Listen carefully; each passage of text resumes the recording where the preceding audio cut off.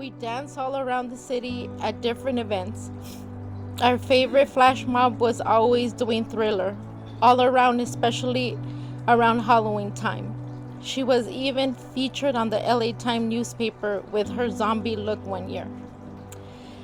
After the flash mob chapter, I got her to start driving Lyft and Uber. She eventually got more involved with Lyft. She met many Lyft drivers and ambassadors, where she traveled all around beyond flash mobs. Uh, Lyft, Uber, she was an actress. She worked as a horse ranch, online sales. The best was she was at the definition of a human. I loved her in her inclusivity for all, especially in times when we as different communities are targets. I'm truly heartbroken and still going through my own grief with Alex and Joleen.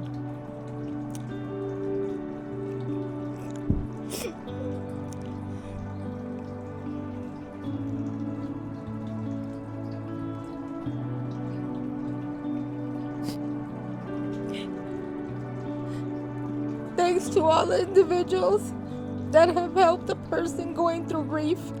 And I can tell you that it's like a nightmare that lurks around, but you can't shake it off that real and that easily.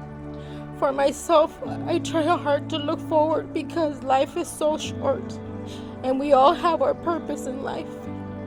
This week I thought to myself, I need to go visit my dad in El Salvador before I can come speak today here. Unfortunately, I couldn't be here with you all due to flight issues. I did make my dad's something. I did make to see my dad something I think Joleen would be proud of.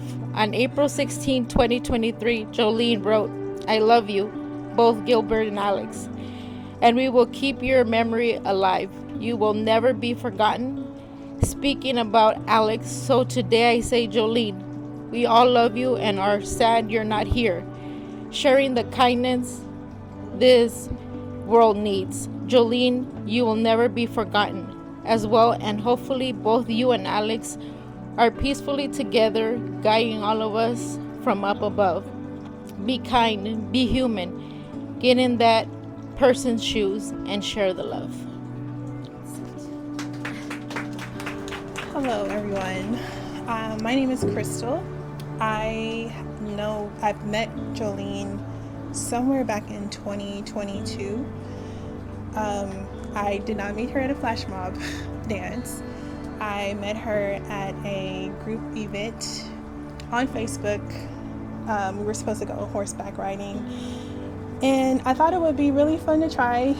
I have never been horseback riding, so it was my very first time. And I was terrified. They gave me the worst horse on the ranch. And Joleen was there to guide me through it all. And ever since then, I just saw her as this really kind and genuine person that I was just like, okay, this connection has to keep going.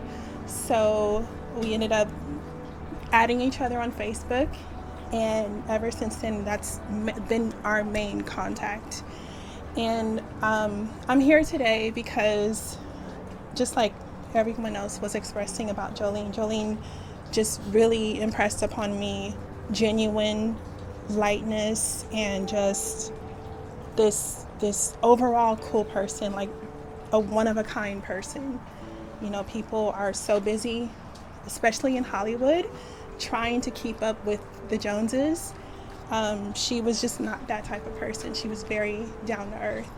And through the little bit of time that we've known each other, her passing has affected me in a way where I just wanted to be a part of this. She was just a really, really kind and genuine person. And I'm praying for her family, her loved ones. I'm heartbroken that we're all having to, be here because of her passing, it's just unimaginable that this would even occur. So I'm just grateful that I did get to come across somebody as just cool and as genuine as she was, and she's helped me get over my fear of horses. So I'm just grateful.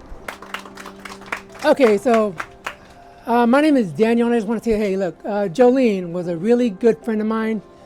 I met her a long time ago in a dance group, Thrill the World, Los Angeles. We danced to Michael Jackson for just years and years and years. And I just want to say that, you know what, she was such a great friend. I mean, like, we didn't just dance together. I mean, like, plain and simple, Joleen was my accident-prone sister. We could trade stories for days about injuries. She says, oh, I jumped on a trampoline, I broke my wrist. Oh, I fell off my bike, I broke my finger. And we just go, I was like, oh yeah, well, I can top that. Oh, I can top that too. So, but I have known Joleen, about 15 years. And, there was a funny picture that Joleen once shared where her mother made her a dress and a headband made out of bubble wrap. And all of my friends, like I said, Joleen is my accident-prone sister, and people say, you got to wear yourself a suit of bubble wrap. So, I think I just need to contact Joleen's mom about that one. So, but Joleen was my dearest friend. I love her so much. We did meet in Thrill the World, Los Angeles, and I just want to ask a favor. For those of you in TTWLA, can you guys just come around? Can you guys come around? Thrill the World, Los Angeles. We danced Michael Jackson for years with Joleen. So, Joleen was not our friend. Joleen was our sister. So, and we miss her. So, thank you. We love you, Joleen. That's all we got to say. That's what I got to say is thank you. We love you. So I'm Ramona, and I first met Joleen through Buy Nothing. So she meant a lot to me, and you guys have talked about how amazing she was. So I'm just going to touch on the Buy Nothing stuff specifically, even though obviously she's so much bigger than that. I met Joleen through the Buy Nothing group. I somehow fell into adminning under threat of closure. For those who don't know, Buy Nothing groups are hyper-local free stuff groups that emphasize building community and strengthening connections. She joined in January of 2020, right when our small group was gaining momentum, but just before the massive wave of membership that was during COVID lockdown. I remember looking at her name, wondering who she would be. Department store heiress, tragic seductress, or, as it turned out, a vital and invigorating part of our North Hollywood community.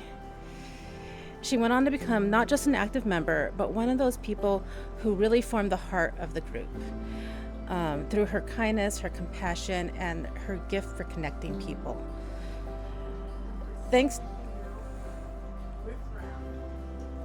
She was very talented that way. Thanks to Joleen and other people here, 2020 was the year that our hyper-local group truly transformed into a community. Later on, our group grew and birthed new groups. She took on a leadership role, and she became a cornerstone of our community events, where she also would help me out with my young son, who didn't really want to be at those events, and he adored her, she adored him. I almost brought him, but it's kind of hard for an 8-year-old to be here. Looking at all the curveballs the future continues to throw, I think back to the chaos of 2020 and how the communities we formed helped carry us through. Meeting Joleen in the middle of that, and how she was a blessing to our community and to me and to my family personally, I think of her as a gift from Buy Nothing to our community.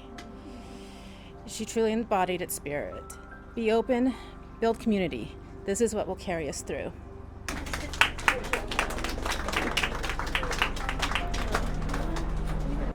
Hey everybody, so I knew Joleen, we met on set, I don't know, over 15 years ago. And we only got to work one time on set, And we were in these amazing gowns all night long at like Lucille Ball's house up in the Chatsworth Hills. And we just like were exploring all around the property in between takes, like finding out all the history and information. And then she's like, I need to get your number. You're cool. I'm like, yeah, you're cool. Like, let's hang out after set. You know what I mean? And then it's like, she just like really embraced my family. I feel like, you know, like she was single. And she totally took my family in. I was married with a only child. And her and my daughter had Thriller in common. So they loved dancing that together. And she would invite my daughter to like events so they could like dance it. And we'd just like go to her house and she'd have these rooftop little parties for us and mix up her margaritas. And, you know, we'd be drinking, like having a good time. You know, I mean, I just loved her.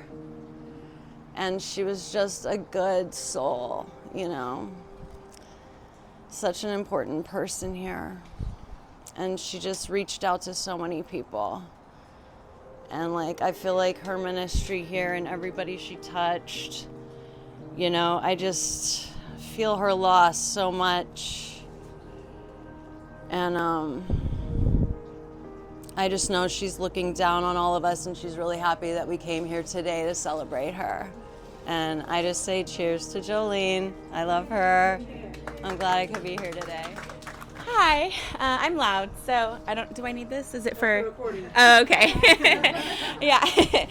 So I'm Gia. I don't know most of you, but I am from her Lyft group. I worked with Joleen for a period of time. God, back 2016, I think, is when we kind of started being friends. So it's been some time. Joleen was my mentor.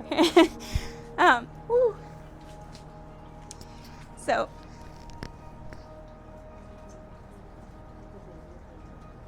said I wasn't gonna cry. Joleen was my mentor. I was young at the time, and she taught me a lot that I really didn't think that I needed to know. She was my resource, even when I didn't know that I needed things. We both love dogs. We regularly rescue dogs. I heard many stories, and it's funny because as I hear you guys tell your stories, I've heard most of them. So it's kind of cool to hear from the other side of who she's touched. And my story really stems from, I think the most impactful for me was 2 years ago, I went to Europe, and we both have soul children. We both have our dogs. We love Destiny. I loved Coda. He was my baby. I went to Europe and I figured, I'll be okay. He's good. He had heart failure for about 7 years, so a very long time. She also regularly would tell me about different types of things to do for him and the more holistic way to treat him. And many of it helped. So much of it helped.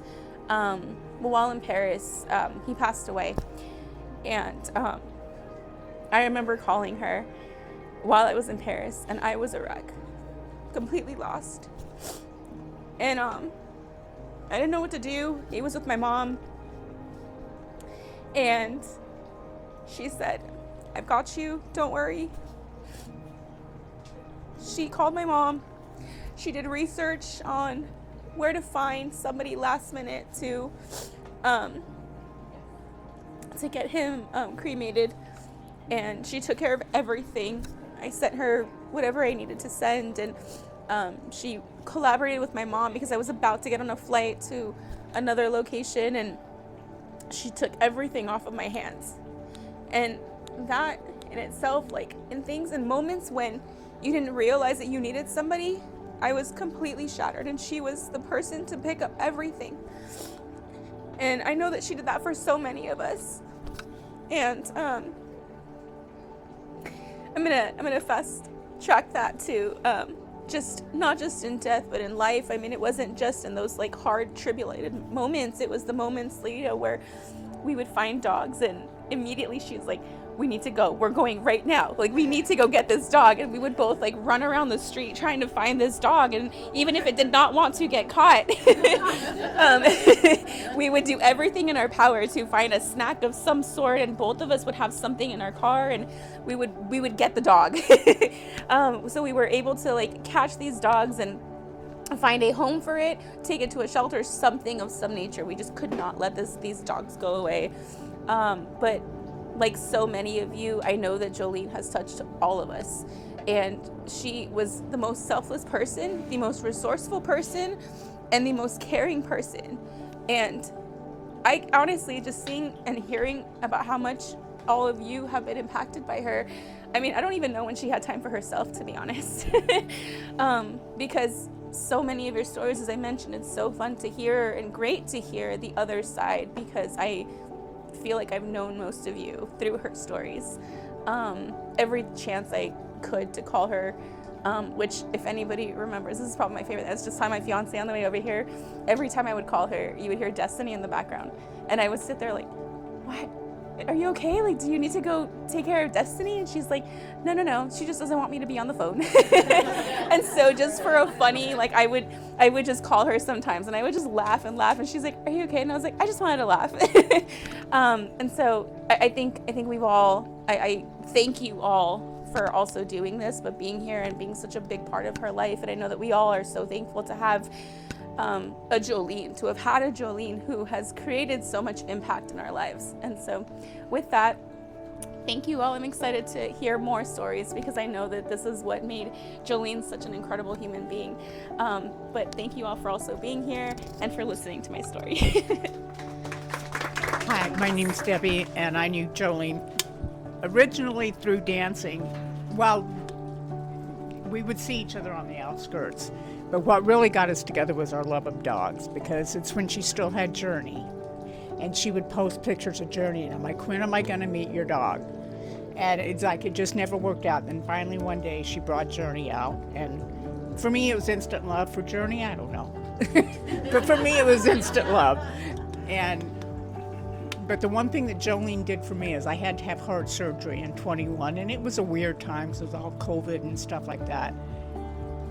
And like, we were close, but we weren't like really, we knew each other and we liked each other, but we weren't like, we didn't chum around or anything like that. And I was laying in the hospital, and I rolled over, and there was Joleen. I'm like, oh my God. I was just so touched, because and nobody had been there because it was weird and everything. But Joleen came, and it just stuck with my heart. And then we got to know each other better after that. And then she got little one that she had, not Journey, her name, Destiny. Oh, what a little pill. What a little pill she is. Oh my goodness gracious. Don't drop your keys around. Just don't do it, because that would set her off. I mean, you never knew what would go with her, but she was, when she was sweet, she was very, very sweet. that I will say. But Joleen was always sweet. She was always good, and I miss her a lot. I think it makes sense that I follow her because of the dogs. And I met Joleen from the poodle party, the Destiny's birthday party. And I didn't really know her that well. I met her during COVID, and she told me a lot of her story about her life, and how just how she was. And I was very empath to her. And so she said she wanted to have a birthday party for her dog, maybe at the park. I go, don't have it at the park, have it here. And she goes, really? Okay. So she comes over. I didn't know anybody here. I didn't really know anybody here. I think I invited my brother and maybe Ramona. And that was kind of it, but we had fun. And I met her people, and then the next year we did it again, and the next year we did it again. Every year it got better. And she was so happy about it, and she was so happy about it. And Destiny fell in love with my dogs. She ruled them. My dogs don't really like people. They're not that friendly, really. In fact, I have them. Have any of you seen them? Yeah, probably not so much. They're gone. They're like cats. They're out. And she became to trust me with Destiny. And okay.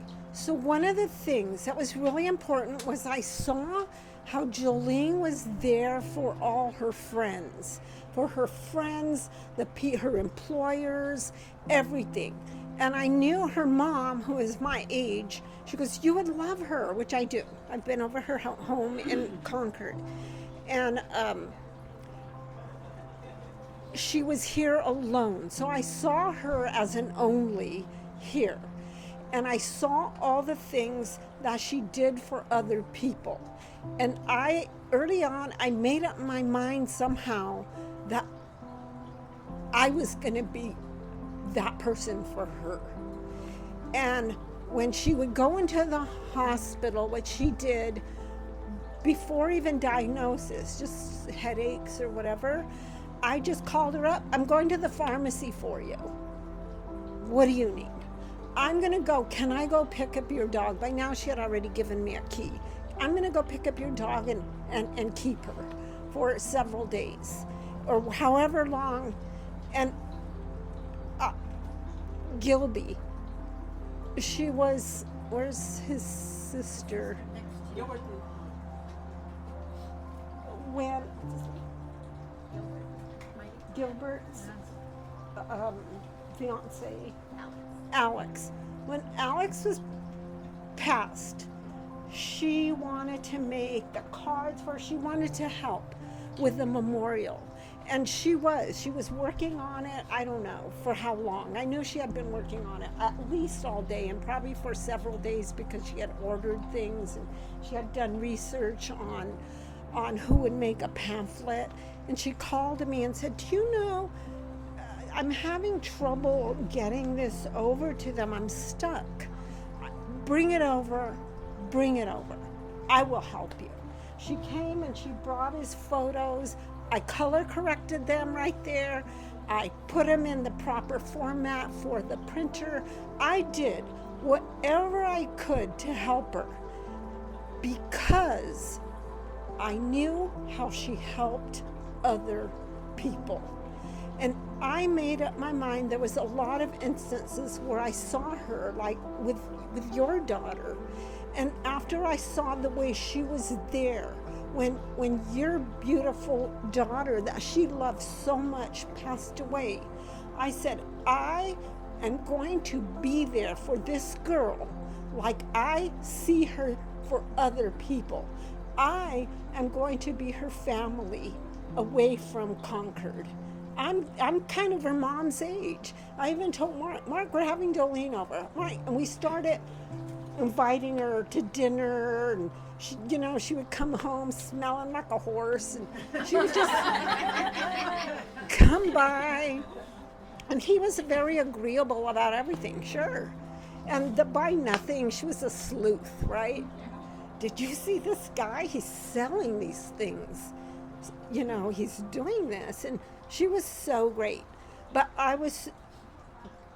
this right here, it was important to Pauline. Unfortunately, she couldn't be here, but it was so important to carry this because this is a celebration. I mean, if you guys come dance to Michael Jackson, yes, that's what Joleen would do. We're here celebrating her today. And, what would she say? The show must go on, right? Yeah. So here's to Joleen. I'm Stacy. I'm one of the flash mob people. I wasn't planning to say anything, and I don't even know what I'm about to say.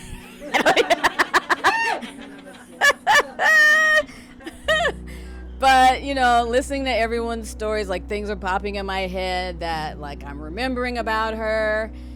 And like I just feel like I've known her, like not forever, obviously, because I started flash mobbing about 15 years ago, but like she's always been there. She's always been I think the first time I met her was at the flash mob for Haiti, like that fundraiser one that ended up getting, maybe you guys weren't even there. Like that's, I'm so old, flash mob, and you guys don't even know this flash mob.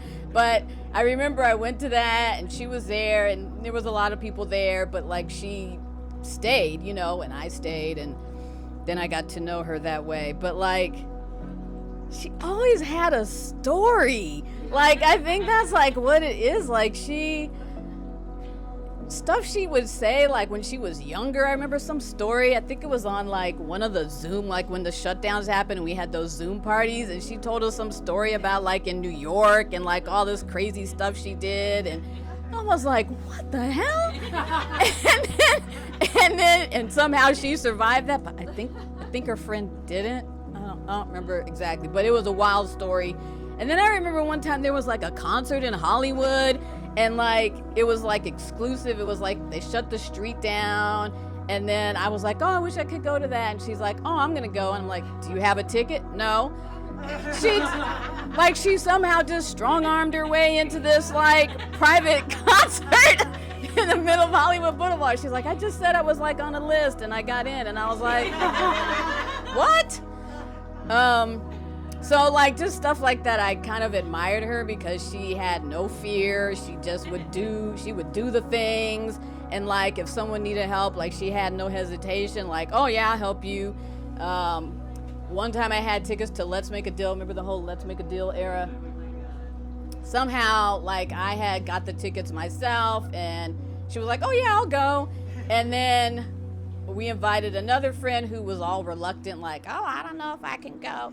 And then she won a car, the friend that didn't even want to go. But anyway, we all wore pink, and she had that big crazy wig on, you know, that she had, that big pink wig. Have you seen that? Okay, I'll post a picture. But like one of the big things that she did for me was that she took me to my colonoscopy, which I was not gonna ask. I was just like, how am I gonna get to the colonoscopy, because you have to be put under and this whole thing. And she was like, I'll take you. And I'm like, okay. So, you know, she takes me, she sits in the waiting room. I guess she was working like remotely or whatever that time. And well, she was in for a treat because I took a long time to wake up. And so, yeah, she just sat next to me like the whole time, and they were shaking me to like wake up, and I was like, huh? And she was still there, and then I wasn't ready. So back out. And then I don't even know how long I was out, but like when they finally sat me up, like there was no other people there. It was just me in the bed and Joleen sitting next to me, and I was like, she didn't leave, she's still here. You know? Wow. It was, I mean, I think that's probably one of my core memories of her, is like kind of like how Debbie said, like we knew each other, we did a lot of things together, but we weren't like that close where I was like taking her to my medical procedures, you know. But she still she stayed, like she was there for her friends. And then I even saw how she stepped up for Gilbert, and she's kind of like an angel. The things that I miss are just like the little things where she would be posting about some new Netflix thing or whatever, of like, oh, have you seen this thing? And we're like, what is that? Like, she got me to watch that thing. Do you remember, like, Don't Fuck with Cats? Do you remember that? It was like a documentary. I mean, I was like, what? Just little stuff like that. I just miss her life. Like, she was just full of life. And the way that she had to go, like, massively sucks. But I really think she's like an angel. Like, she did what she was supposed to do here in this life, and then she got called home. So I guess we can like take a little joy in that, but I definitely really miss just the everyday of like her throwing out some new thing that she is doing or talking about, or a new story, or you know how that is just her being around. So, yeah, I guess that's it. Yeah, Reporter. I'm one of the flash mobbers. But I'd retired from teaching, and I'd heard about flash mobs, and then I accidentally found out about Owen Yeaman's flash mob over on the heliport up in the Santa Monica Mountains. I don't think she was there, that Joleen was there that time, but Darlene Hunt kind of took me under her wing. But I started going to a whole bunch of flash mobs, and I met Joleen, but again, it was kind of surface. You know, I just thought this really friendly, warm, giving person. I mean, she lives in North Hollywood. I live in East Long Beach, so I mean, it wasn't like we hung out in the same neighborhood or anything, but I had a real good feeling about her, right? I mean, she was someone I was always happy to see. And so, ironically, COVID hit, and she was struggling a little bit. Because before that, she could do a lot of things to make money, but now she couldn't do those things. So she was making these light bottles. So I ordered one of the light bottles, and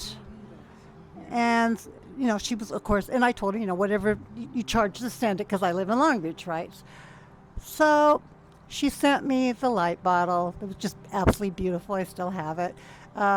She sent me extra light things for it, and she sent me this other bottle. Plus, she wanted less money.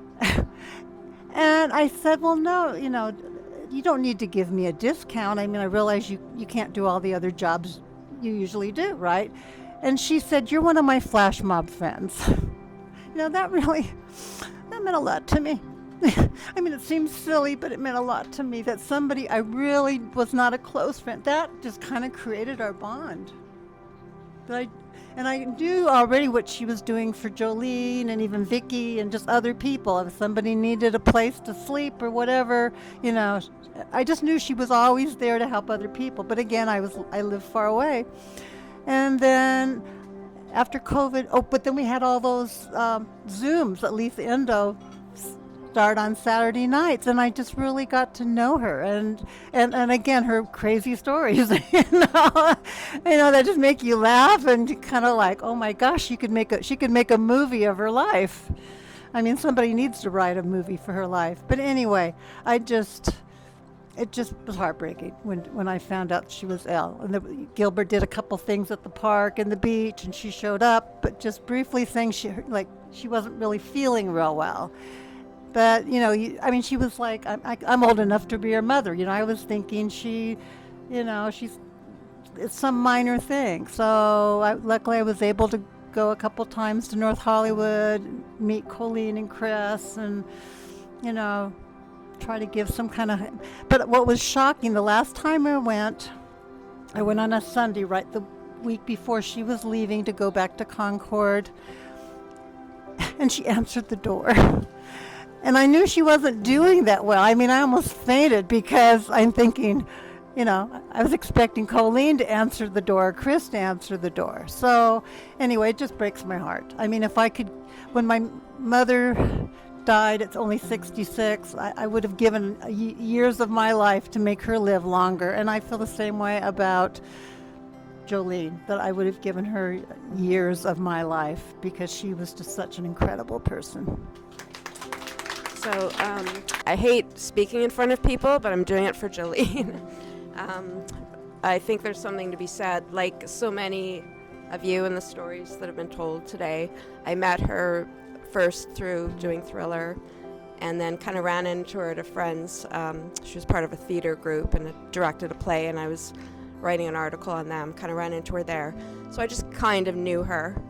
And then my husband had cancer, and we were sort of communicating through Facebook, just kind of knew her, and she kept checking in every day, and I was all over the place, and, he got to the point where he had to be hospitalized, and she had asked where we were. I don't think I told her, but in the last few days, she just suddenly showed up at the hospital with everything that we needed, that we didn't know that we needed, like food. We were kind of glued like to the room. We couldn't really go get snacks or aspirin or whatever. She had it all in a bag, and then all this endless jewelry for me and my husband's mother and sister and stuff. And she just stayed until the end. And she just, every day, she just knew what to do. And I'd never, been through this before. She got very close with my husband's family, and she, helped us with planning the funeral and like just all those things. And that's when she became someone I kind of knew to my sister. And we were just remained really close through that. There'd be periods of times where we didn't see each other, and then we would, and it was like nothing, as friends where nothing changes. And then we just there was just nothing you could say to her that she wouldn't accept, like the craziest story or the, whatever it was, and she'd just be like, like just no reaction. And one of my favorite, it wasn't all like, trauma things, it was a lot of fun things. And one of my favorite times with her was on the 4th of July. It was during COVID, and I knew that she was very, very, masked up and all that stuff, so I showed up at her door wearing a mask, and she's like, take that fucking thing off, come on in, let's have some wine. And then, well, what are we gonna do tonight? And then we decided that both of us were into true crime and stuff, so she had this rigged up police scanner somehow, so we drank wine all night and listened to the police scanner. It was like, who does this? Well, we do, and that was our idea of fun. And what amazed me most was at the end, she had contacted me through Instagram, which she had never done, and told me that about her brain cancer. And I thought it was like a hack. Like, she was just so calm about it. And then I texted her, I'm like, was that you telling me that? Yeah, and it was just so, and it took a while for me to realize the gravity of it, because she was so calm, and I admire her so much. Like, she was just so calm, like, and just so, I went to visit her as much as I could, and, every time I went, I would cry before, expecting to want to cry when I got there, so I was just trying to not, I was trying to be strong and just, and then I'd get there, and she'd just be like, hey, and it was like the same, she just still had her energy, and like, I just, didn't cry at all, and I'd just leave there in such a good mood.